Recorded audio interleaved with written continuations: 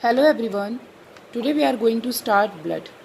आज हमारा टॉपिक है ब्लड और आज हम ब्लड के बारे में पढ़ेंगे। जैसा कि आपको पता है कि ब्लड जो है वो कैसा टिश्यू है, एक connective, what are connective tissues. Connective tissue का मतलब है, नाम से पता चल रहा है कनेक्ट, जो क्या काम कर रहा है, कनेक्ट कर रहा है। ठीक है, ऑर्गन्स को, सेल्स को, हमारी बॉडी के अंदर मिलने वाला सबसे ज़्यादा जो टिश्यू मिलता है liquid tissue, that is blood.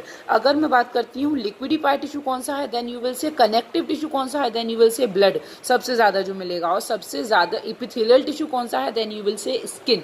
C, skin जो है वो कैसा टिश्यू है, एक इपिथेलियल टिश्यू है, और कनेक्टिव टिश्यू क्या है, तो ब्लड।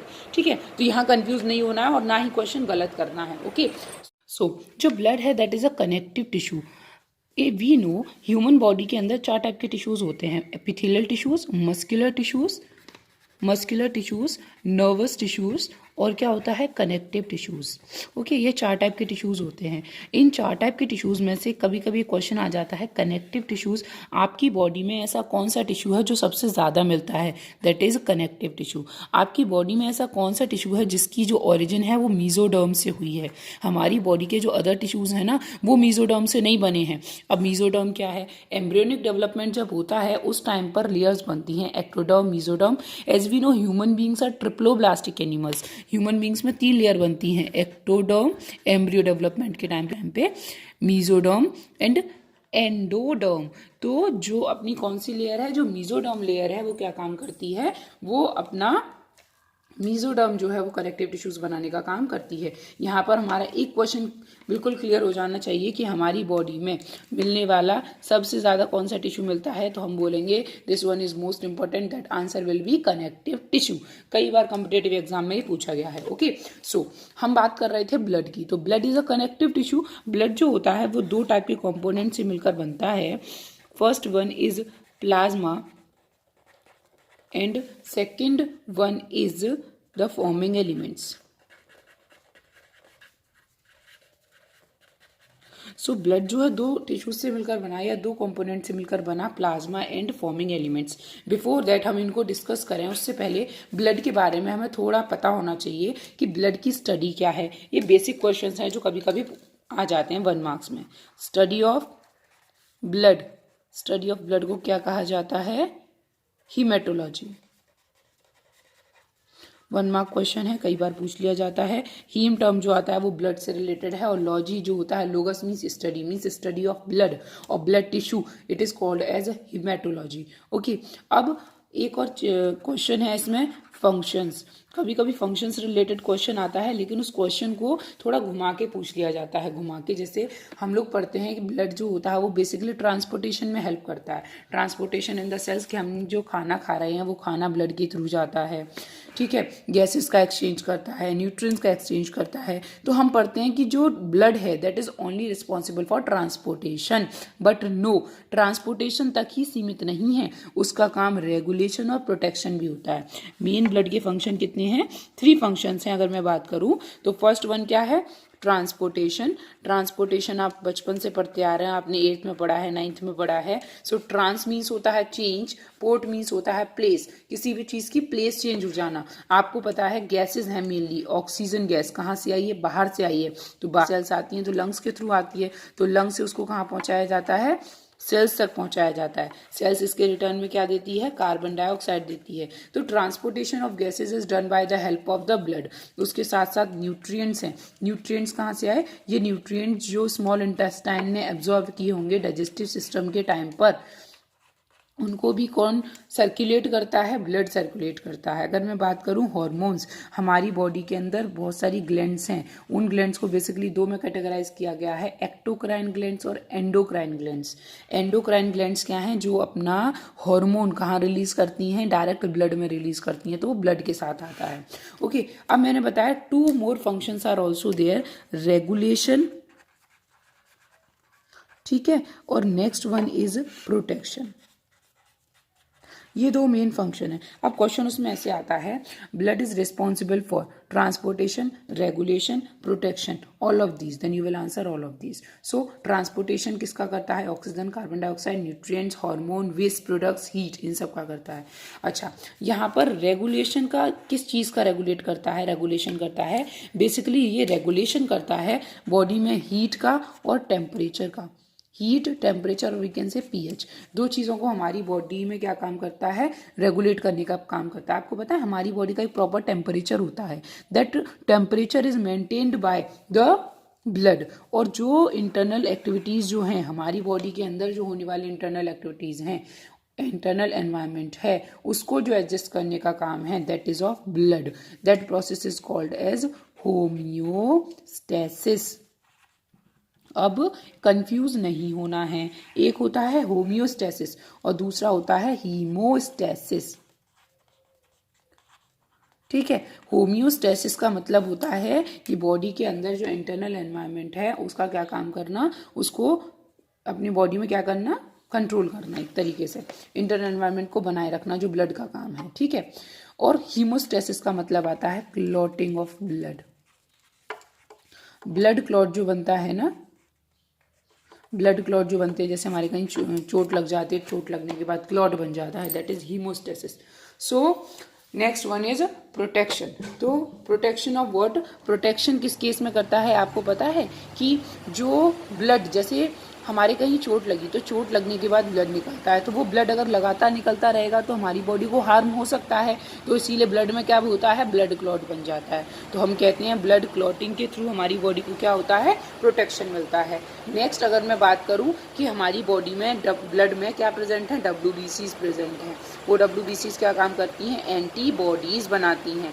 तो एंटीबॉडीज़ के थ्रू भी वो हमें क्या प्रोवाइड करती हैं? प्रोटेक्शन प्रोवाइड करती हैं। उसके साथ साथ हमारे ब्लड जो है ना, उस ब्लड के अंदर भी कई टाइप की क्या होती हैं? प्रोटीन्स होती हैं। वो प्रोटीन्स भी क्या काम करती हैं? हमारी बॉडी में इम्यून सिस्टम को डेवलप करने में हेल्प करती हैं।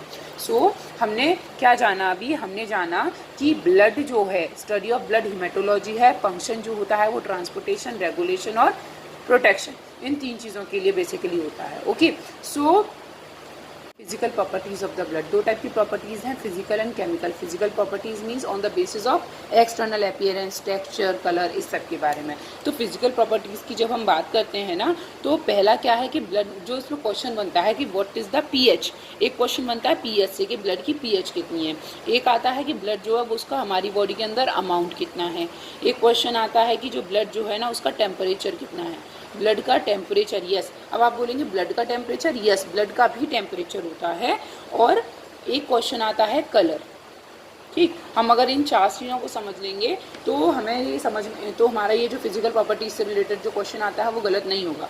So first is about the pH. PH की अगर हम बात करें तो ये स्लाइटली एल्कलाइन इन नेचर होता है। एल्कलाइन इन नेचर का मतलब हुआ कि ये बेसिक इन नेचर होता है, दैट इज अबाउट 7.35 टू 7.45। तो जो इसका पीएच जो है वो क्या होता है? पीएच आपको पता ही होगा, हाइड्रोजन आयन कंसंट्रेशन पर ये जो होता है इसका पीएच कितना होता है। आपको देखो, हम पढ़ते हैं एक पीएच ग्राफ देखते हैं, उसमें देखते हैं 7 से कम है तो एसिडिक है, 7 से ज़्यादा है तो बेसिक है। तो ये 7 से ज़्यादा है तो बेसिक है या एल्कलाइन है। ओके, अगर मैं अमाउंट, तो मेल और फीमेल की बॉडी में जो अमाउंट होता है वो क्या रहता है? इसका अलग अलग रहता है। मेल की बॉडी में 5 to 6 लीटर्स हो सकता है, फीमेल की बॉडी में 4 to 5 लीटर्स हो सकता है, लेकिन अप्रॉक्सीमेटली मैं अगर बोलूँ तो मैं 5 लीटर बोल सकती हूँ कि ब्लड कितना होता है? 5 लीटर अमाउंट में होता है। टेम्परेचर जो होता है this is about 38 degree Celsius. 38 degree Celsius temperature कैसे बोल रही हूँ मैं? आपको पता है जब भी थर्मामीटर होता है तो उसको यूज़ किया जाता है माउथ के अंदर, ओरल कैविटी का टेम्परेचर लिखते हैं ज़्यादातर, लेकिन जो हमारी बॉडी टेम्परेचर, जो ब्लड का जो टेम्परेचर है ना, वो ओरल कैविटी के टेम्परेचर से 1 डिग्री सेल्सियस ज़्यादा होता है। अब कलर जो है वो वेरी करता है। This one is most important for your competition level.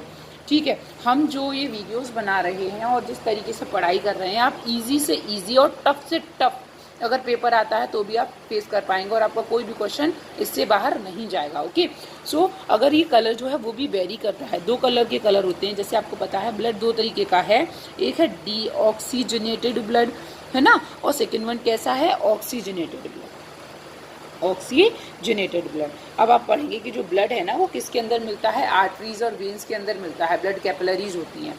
तो डीऑक्सीजनेटेड का मतलब होता है जब ब्लड के साथ क्या मिक्स है, कार्बन डाइऑक्साइड, तो डीऑक्सीजनेटेड ब्लड है। और ऑक्सीजनेटेड ब्लड का मतलब है ब्लड के साथ क्या है, ऑक्सीजन है।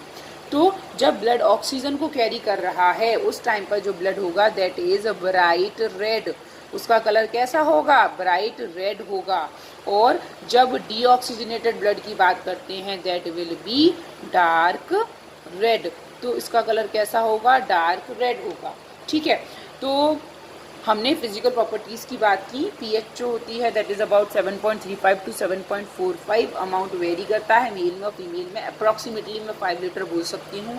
Temperature is about 38 degree Celsius. Colour very करता है। और एक और क्वेश्चन है, कभी कभी आ जाता है कि जो ब्लड है ना, उस ब्लड जो है वो वाटर से ज़्यादा डेंसर है या कम डेंसर है। तो आप इस बात को अच्छे से याद रखेंगे, it is more viscous and denser then the water.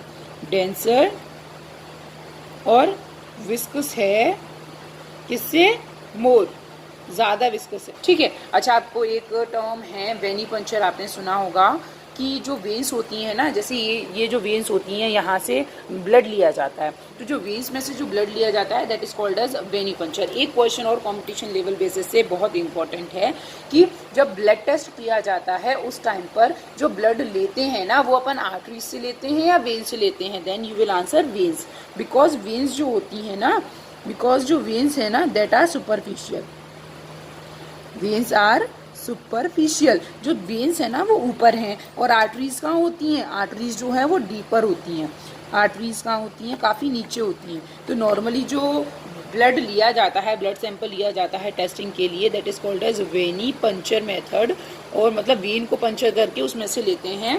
तो क्यों लेते हैं, क्योंकि वेन्स जो होती हैं वो सुपरफिशियल होती हैं। आर्टरीज जो है उनमें से बहुत कम टेस्ट किया जाता है। लेकिन जब हमें ये देखना हो कि ऑक्सीजनेटेड ब्लड जो है उसमें, ऑक्सीजनेटेड ब्लड में अमाउंट ऑफ ऑक्सीजन कितना है, अमाउंट ऑफ ऑक्सीजन, तो ऑक्सीजनेटेड ब्लड में अमाउंट ऑफ ऑक्सीजन का पता लगाने के लिए आर्टरीज में से लिया जाता है ब्लड। और ये जो रहता है that method is called as atrial stick method. क्या बोला जाता है, एट्रियल स्टिक मेथड बोला जाता है। Okay, now we will talk about the composition of blood, कि जो अपना ब्लड है ना उसमें क्या क्या प्रेजेंट है। तो ब्लड जो है अगर मैं उसको कैटेगराइज करूँ ना तो 2 पार्ट्स हैं उसके। कौन कौन से, first one is called as plasma, ये लिक्विडिफाइड पार्ट होता है। और दूसरा जो अपना पार्ट है, ये पूरे ब्लड का अबाउट 55% जो होता है ना वो ब्लड में प्लाज्मा ही होता है। और रिमेनिंग जो है that are called as formed elements. क्या बोला जाता है इन्हें, blood formed elements. This is about 45%। अब यहाँ से क्वेश्चन बनेगा, यहाँ से ध्यान से सुनेंगे। ब्लड फॉर्मिंग एलिमेंट्स में अपना क्या आता है, फॉर्मिंग एलिमेंट्स जो हैं उनमें एक आता है RBCs, these are called as a red blood corpuscles. ठीक, अच्छा एक क्वेश्चन आता है, why these are called as corpuscles, why these are called as corpuscles.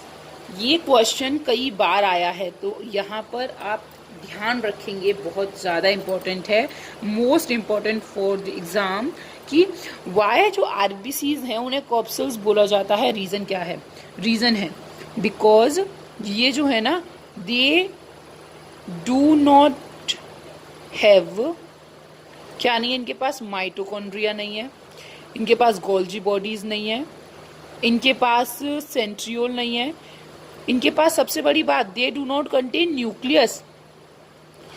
जब इनके पास माइटोकॉन्ड्रिया नहीं है, गोल्जी बॉडीज नहीं है, सेंट्रियोल्स नहीं है ना, और न्यूक्लियस नहीं है, तो is this a typical cell. क्या ये एक सेल है, आपको पता है। अगर मैं बात करती हूँ ना, suppose this one is a cell, तो सेल के अंदर जो भी होता है दैट इज प्रोटोप्लाज्म, एक न्यूक्लियस होता है, साइटोप्लाज्म होते हैं, सेल ऑर्गेनेल्स होते हैं। So RBCs are the components that do not contain, क्या नहीं होता इनके पास, न्यूक्लियस नहीं होता, और ना ही क्या होते हैं, most of the cell organelles होते हैं।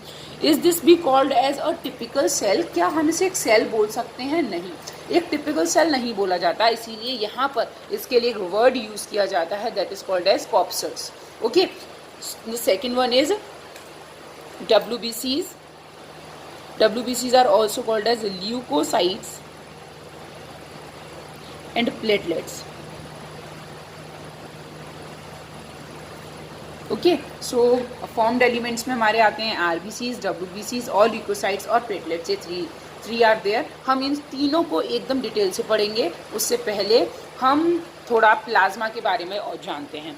प्लाज्मा जो है वो 2 कंपोनेंट से मिलकर बना है. ये मैंने आपको बता दिया कि प्लाज्मा जो है that is about 55% of the total blood. Total blood का 55% पोर्शन है और मोस्टली कैसा पोर्शन होता है, लिक्विडिफाइड पोर्शन है. ठीक, अब और ये फॉर्म्ड एलिमेंट्स कैसे हैं, सॉलिड हैं. अब प्लाज्मा को 2 पार्ट्स में डिवाइड किया. वाटर, ठीक, वाटर कितना होता है, अबाउट 91% टू 92% कितना होता है, ब्लड के प्लाज्मा में वाटर होता है. अगर क्वेश्चन आता है कि ब्लड के प्लाज्मा में या ब्लड में मैक्सिमम जो लिक्विडिफाई कंटेंट है वो क्या है, तो आप आंसर देंगे वाटर. ओके, अब नेक्स्ट है अदर सब्सटेंसेस. अदर सब्सटेंसेस का मतलब क्या है, अदर सब्सटेंसेस का मतलब है proteins, okay, and elements, other solutes. दोबारा सुनेंगे. प्लाज्मा हमारे ब्लड का टोटल पार्ट जो है वो क्या है, प्लाज्मा है. ब्लड का जो लिक्विडिफाइड पार्ट है दैट इज अबाउट 55%, वो जो है वो वाटर 91 to 92%. और अदर सब्सटेंसेस में क्या आता है, प्रोटीन और अदर सॉल्यूट्स. एक बात बहुत इंपॉर्टेंट है, तो यहाँ से क्वेश्चन बन सकता है, प्रोटीन से क्वेश्चन बन सकता है. This one is important. Okay, protein. So जो प्रोटीन्स हैं वो कौन कौन से प्रोटीन्स हैं, प्रोटीन्स हैं हमारी बॉडी के अंदर. काफ़ी टाइप के ब्लड में प्रोटीन्स हैं, लेकिन मेन प्रोटीन्स कितने हैं, 4 हैं जो मेन प्रोटीन्स हैं जिनसे क्वेश्चंस पूछे जाते हैं. First one is called as serum albumin. अच्छा, क्या आपको पता है कि जब भी हमको मच्छर काटती है ना, तो फीमेल मॉस्किटो ही हमें काटती है, हमें कभी भी मेल नहीं काटता. फीमेल जो काटती है, ऐसा क्या कुछ हमारे पास कुछ स्पेशल है कि फीमेल हमारे ब्लड को बोलती है ना, किसी किसी को ज़्यादा काटती है तो बोलते हैं अरे उसका ब्लड मीठा है, उसका खून मीठा है, इसीलिए उसको ज़्यादा काटती है. आप सोचिए, इसका आंसर मैं लास्ट में देती हूँ कि हमें मच्छर क्यों काटते हैं. ओके, सो सीरम एल्ब्यूमिन. सेकेंड ब्लड कौन सा है, ग्लोब्यूमिन्स. नेक्स्ट है fibrinogen. Next one is prothrombin. ठीक है, हम ये बोल रहे हैं कि इसके अंदर क्या है, कई टाइप की प्रोटीन्स प्रेजेंट हैं, लेकिन मेन प्रोटीन कौन सी हैं, सीरम एल्ब्यूमिन, ग्लोब्यूमिन्स, फिब्रिनोजन और प्रोथ्रोम्बिन. अब यहाँ से क्वेश्चन जो बनता है वो क्या है, हमारी बॉडी के अंदर, हमारे ब्लड के अंदर मिलने वाली प्रोटीन कौन सी है, then you will answer albumin. Albumin जो होता है दिस इज अबाउट 54%. अगर क्वेश्चन आता है कि हमारे ब्लड में कौन सी प्रोटीन है जो सबसे ज़्यादा है, then you will answer albumin. अगर पूछा जाता है हमारी बॉडी में, 2 questions are there, in human body में मैक्सिमम प्रोटीन कौन सी है, ठीक. और सेकंड क्वेश्चन को क्या बनता है, सेकंड बनता है ह्यूमन ब्लड, ह्यूमन के ब्लड में मैक्सिमम प्रोटीन कौन सी है. These 2 are differ questions. अगर पूछा जाता है in human body maximum protein कौन सी है, then you will answer collagen. Collagen जो है that one is most important. Okay, ध्यान रखना है, ह्यूमन बॉडी में कौन सी है, कोलेजन है, और ह्यूमन के ब्लड में कौन सी है, एल्ब्यूमिन है. Clear. One more question from this कि जो प्रोटीन्स हैं, मीन्स ब्लड के अंदर जितनी प्रोटीन्स हैं वो किसने बनाई, तब आप बता देंगे कि ब्लड के अंदर जितनी प्रोटीन्स हैं ना, all proteins are synthesised by liver. Blood के अंदर जितनी प्रोटीन्स हैं, all the proteins are synthesised by liver except, ये क्वेश्चन आता है, in blood mostly proteins are synthesised by liver, but which protein is not synthesised by liver, answer is globulin. Globulin protein जो होती है वो कैसी होती है, नॉट सिंथेसाइज्ड बाय लिवर. ऐसी कौन सी ब्लड प्रोटीन है जिसे लिवर ने नहीं बनाया है, then you will answer globulins. Listen, globulins जो है से एक चीज मैं आपको बताऊंगी, ये जो ग्लोब्यूमिन्स है ना ये कई टाइप की होती हैं, जैसे कि अल्फा, बीटा, गामा। तो ये जो ग्लोब्यूमिन्स होती हैं ये बेसिकली ये करती क्या हैं, ये जो ग्लोब्यूमिन्स हैं these are also called as immunoglobulins, और ये क्या काम करती हैं, फॉर्मेशन ऑफ एंटीबॉडीज के लिए रिस्पॉन्सिबल है। These are called as immunoglobulins, और ये किसके लिए रिस्पॉन्सिबल हैं, these are responsible for formation of antibodies, formation of antibodies. Okay, तो ये आपको क्लियर होना चाहिए। क्वेश्चन क्या बना, हमारी बॉडी में मैक्सिमम प्रोटीन कौन सी है, बॉडी में कोलेजन है, ब्लड में कौन सी है, ब्लड में एल्ब्यूमिन है, कौन सी ऐसी प्रोटीन है जो लिवर ने नहीं बनाई है, ग्लोब्यूमिन्स। ग्लोब्यूमिन्स का दूसरा नाम कौन सा है, इम्यूनोग्लोब्यूमिन। क्या काम है, फॉर्मेशन ऑफ एंटीबॉडीज। आपको पता है एंटीबॉडीज क्या काम करती हैं, बॉडी में इम्यूनिटी बढ़ाने का काम करती हैं। Now two proteins are left that are fibrinogen and prothrombin. Listen, I am not saying that in blood, मैं ये नहीं कह रही कि ब्लड के अंदर यही 4 प्रोटीन हैं, और भी प्रोटीन्स हैं लेकिन ये ज़्यादा इंपॉर्टेंट हैं। ओके, सो ये जो फिब्रिनोजन और थ्रोम्बिन है ना, ये मेनली किसके लिए रिस्पॉन्सिबल हैं, these are responsible for blood clotting, blood clotting.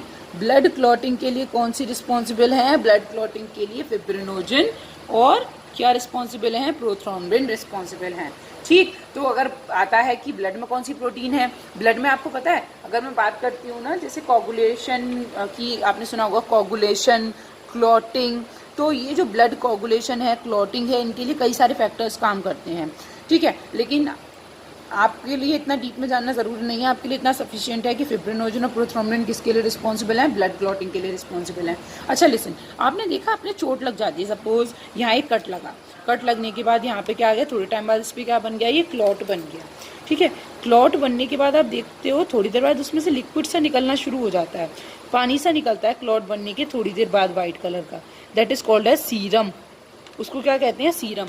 अगर आपसे पूछा जाता है व्हाट इज सीरम, तो आप बोलोगे जो प्लाज्मा है ना, उस प्लाज्मा में से जो क्लॉट है, ब्लड क्लॉटिंग वाली जो प्रोटीन्स हैं उनको माइनस कर दो, तो जो बचेगा वो क्या होगा, अपना सीरम होगा। ठीक है, तो सीरम क्या होता है, क्लॉट बनने के बाद जो लिक्विड सा निकलता है, तो मतलब प्लाज्मा में से किस चीज़ को हटा दिया हमने, प्लाज्मा में से जो ब्लड क्लोटिंग एजेंट्स हैं, मतलब कि हम बोलेंगे जो प्लाज्मा है उसके अंदर वाटर होगा, अदर सॉल्यूट्स होंगे, सब कुछ होगा, बस फिब्रिनोजन और प्रोथ्रोम्बिन ये दो नहीं है, बाकी सब होगा। ठीक है, अदर सॉल्यूट्स की बात करते हैं तो अदर सॉल्यूट्स में आपके गैसेज आ जाते हैं, उसके साथ साथ न्यूट्रिएंट्स आ जाते हैं, वेस्ट प्रोडक्ट्स आ जाते हैं, इलेक्ट्रोलाइट्स आ जाते हैं, that is all about the other. लेकिन जो क्वेश्चन बनता है प्लाज्मा में वो इस पोर्शन से बनता है। Listen, this is all about the plasma. In next video we will discuss about, next video में हम डिस्कस करेंगे RBCs, WBCs और प्लेटलेट्स के बारे में। ओके, इस अगर वीडियो आपको पसंद आई हो तो प्लीज़ लाइक करें, सब्सक्राइब करें, और अगर आपका कोई सजेशन हो तो सजेशन कमेंट बॉक्स में देना ना भूलें। Thank you.